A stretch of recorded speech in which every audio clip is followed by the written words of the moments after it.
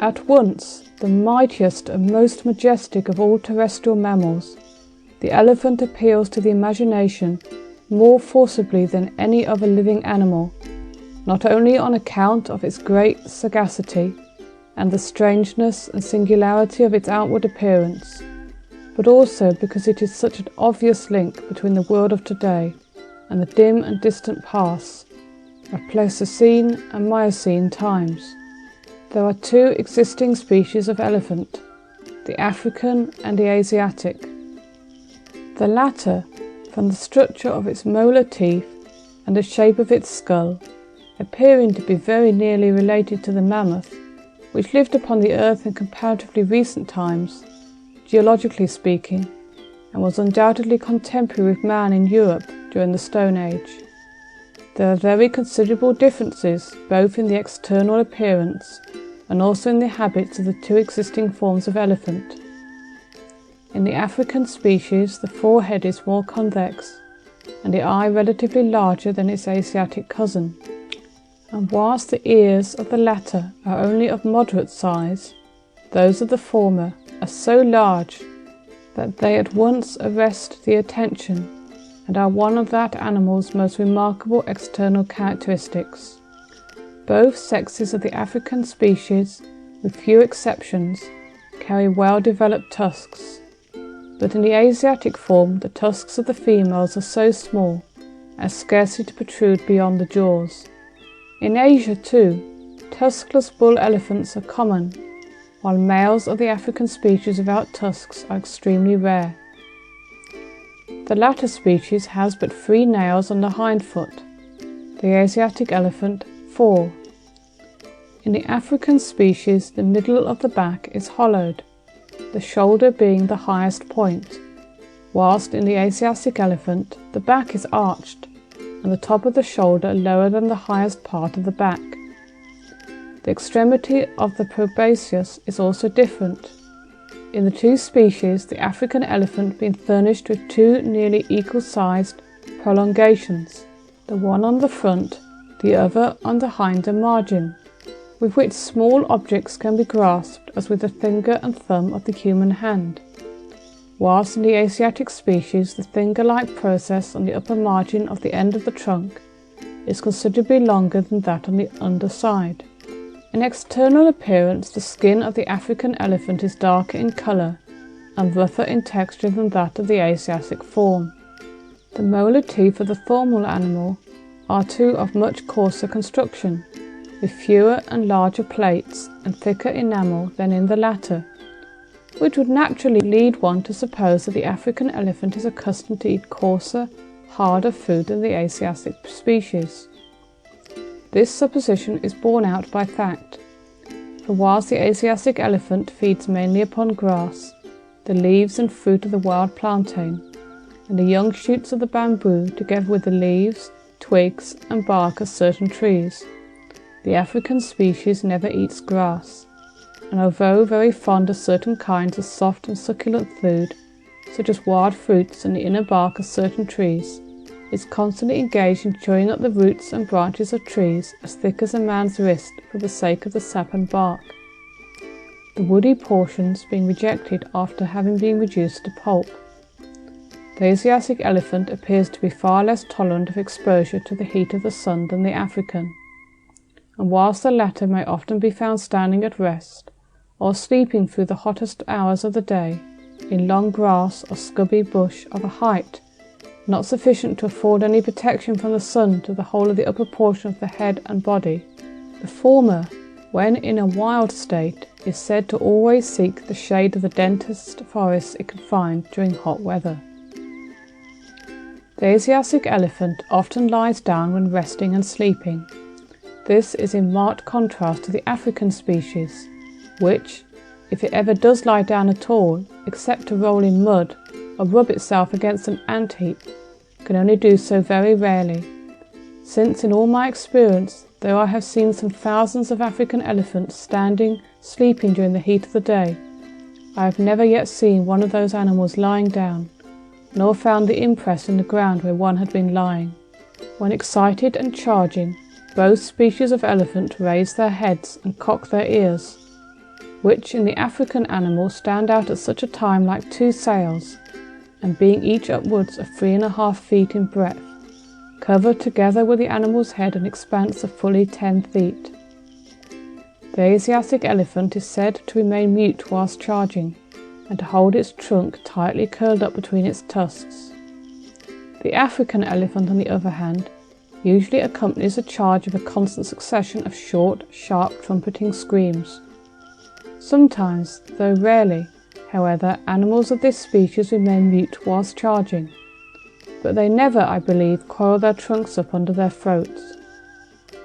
Often an African elephant will swing round for a charge with a loud scream, and trunk held high in the air, but in my experience, when settling down to a chase, it drops its trunk and holds it pointing straight down in front of its chest. In the southern portions of the African continent, the average standing height at the shoulder of full-grown bull elephants ranges from 10 feet to 10 feet 6 inches, though individuals have doubtless been met with in those districts which have much exceeded these dimensions. In north-central Africa, the average standing height appears to be some inches higher, approaching 11 feet, and in those districts it is quite possible that individuals exist which exceed 12 feet in height. African cow elephants stand from 8 feet to 8 feet 6 inches at the shoulder. The Asiatic species is considerably smaller than the African, the average height of full-grown males not exceeding 9 feet, though certain individuals now and then attain to a much greater size, as is indicated by the fact that there is a mounted skeleton of an Indian elephant in the museum at Calcutta, which stands 11 feet 3 inches at the shoulder. In the size of its tusks, the African elephant far surpasses the Asiatic species. In India, a pair of tusks measuring 5 feet in length and weighing 70 pounds. The pair would, I think, be considered large, though an elephant was killed by Sir Victor Brooke in the Garo Hills with a single tusk measuring 8 feet in length, 17 inches in circumference, and weighing 90 pounds, and a few tusks even exceeding these dimensions have been recorded.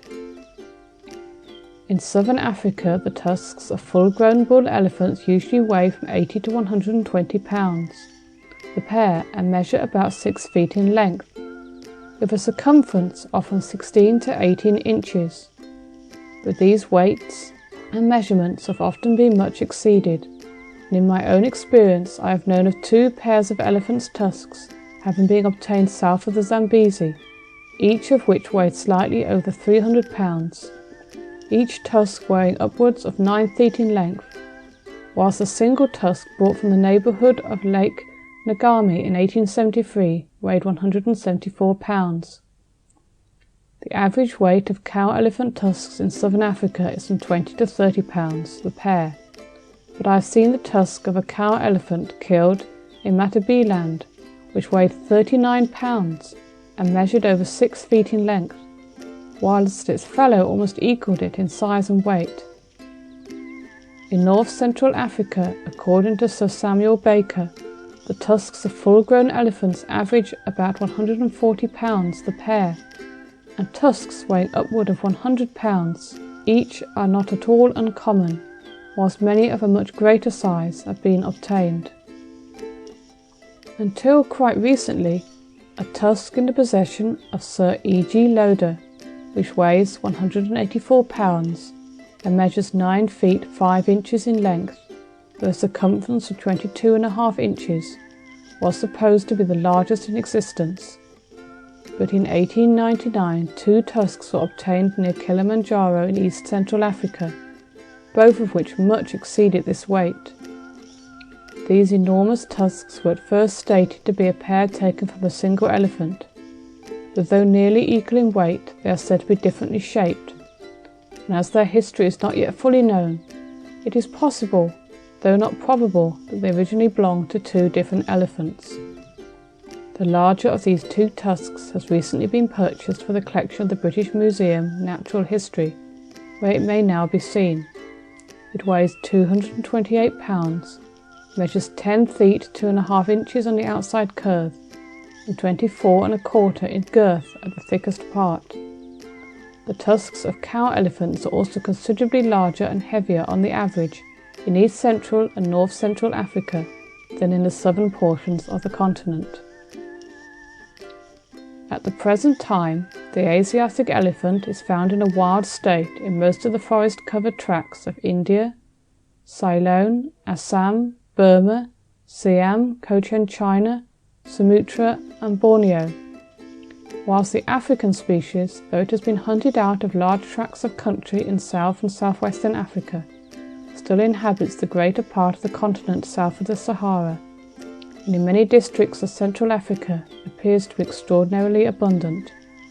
In the Cape Colony, 2 herds still exist under the protection of the government. As might be expected from the greater length of its legs and consequent longer stride, the African elephant is admitted by those who have had experience of both species to be a more active animal than its Asiatic cousin.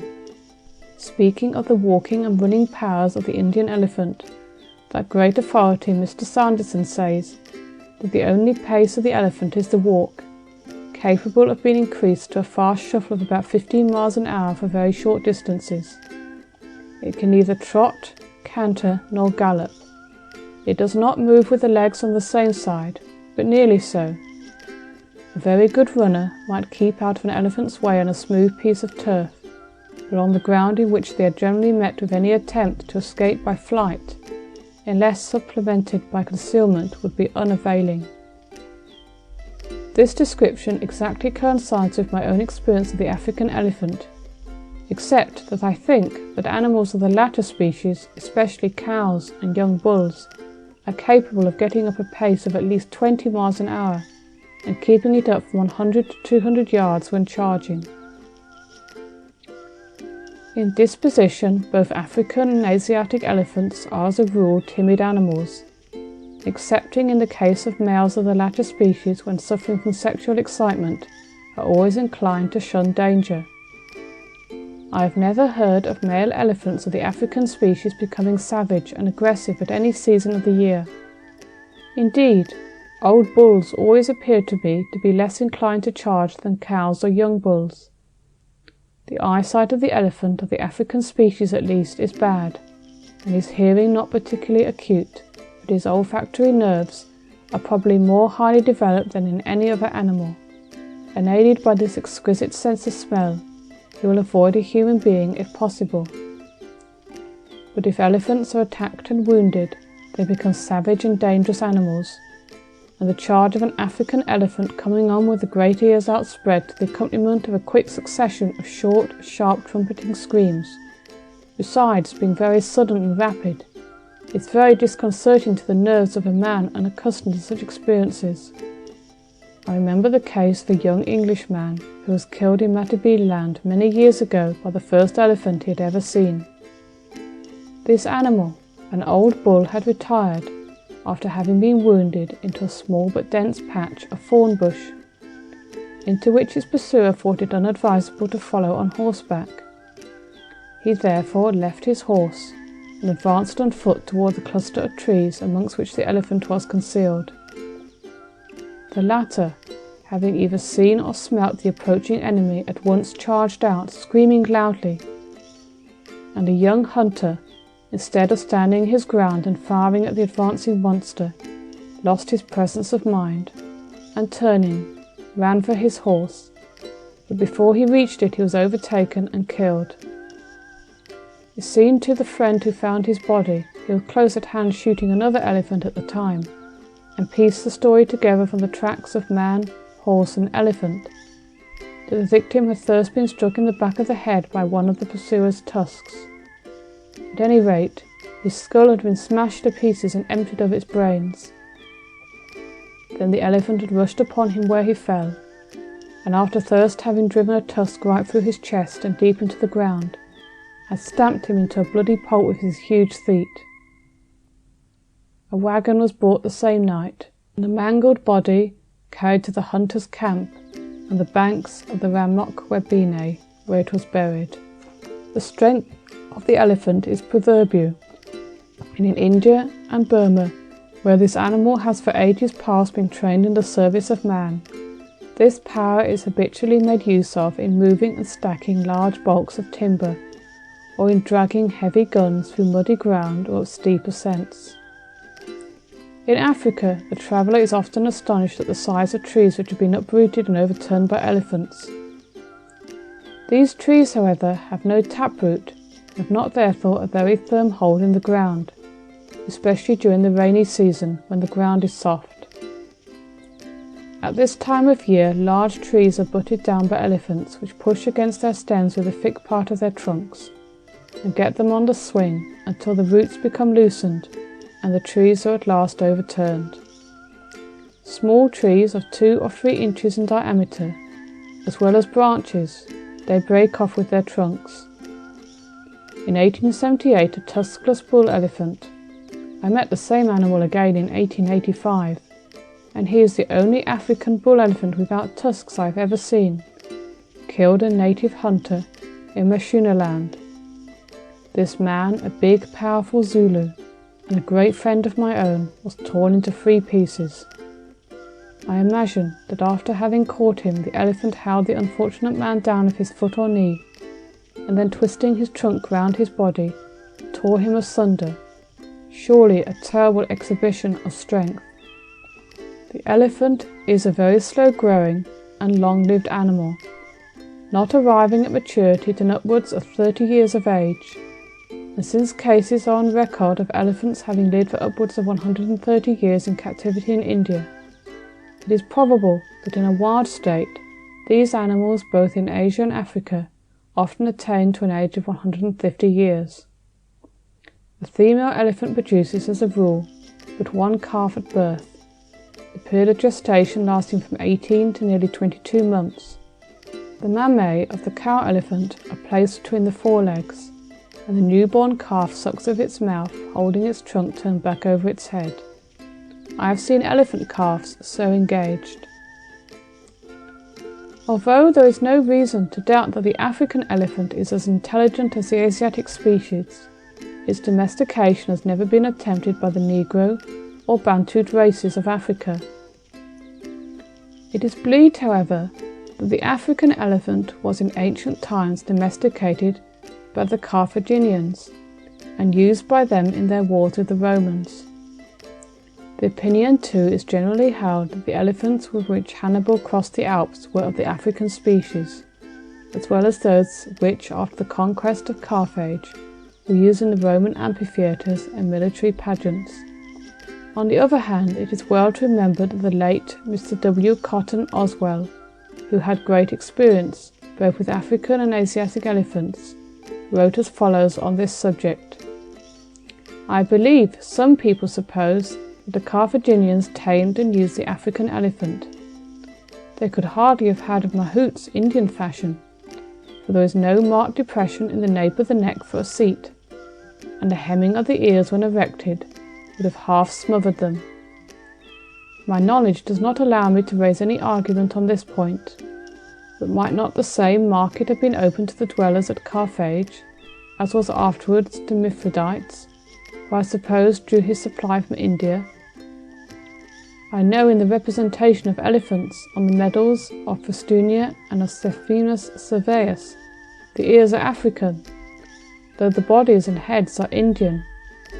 But these were struck nearly 400 years after Carthaginian times, when the whole known world had been ransacked by the Romans for beasts in their public shows, and I still think it possible that the Carthaginians, the great traders and colonizers of old, may have obtained elephants through some of their colonies from India.